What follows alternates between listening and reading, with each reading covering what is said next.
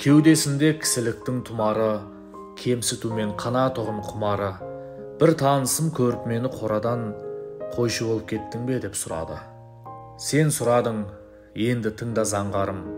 Өмірімнің өзгертіп кей заңдарын, клуб жақта қызық қуып жүргенше, қора жақта мал сасуды таңдадым.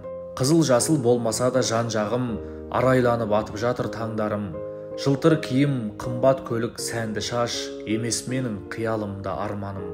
Өмір көлден ауларымыз бір балық, ұстамаймын өзгелердің қармағын. Қызғанбаймын, қызықпаймын ешкімге, сол үшінде шайналмаған бармағым.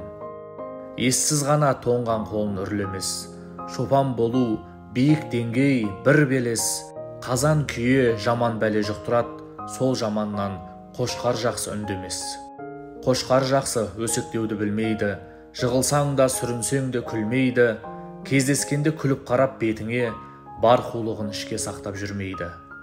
Қошқар жақсы абыройды төкпейді, ар намыстың шеңберіне өтпейді, сыр ашпейді, казиноға бармайды, мал болса да кальян наша шекпейді. Қошқар жақсы түске дейін жатпайды, бар сырыңды дұшпаныңа сатпайды. Қошқар жақсы сыйлағанды білетін, еңбегіңді түсінеді, ақтайды. Маңырауы жағымсыздау болса да, сырттан сөйлеп аққа күйе жақпайды. Қошқар жақсы көкірегін кермейді, айтақтауға өсек сөзге ермейді. Тіліменен жаралайды адамдар, қошқар жақсы құйрығымен емдейді. Күлгенімше қызық қуған достармен, жүргенімше миы қоқыс бастармен, отырғаным мың есе артық деп шештім, қора жақта тұмсығы дөң қошқармен.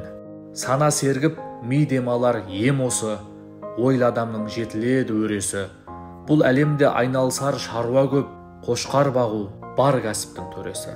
Қошқар бағу түсінгенге ер ісі.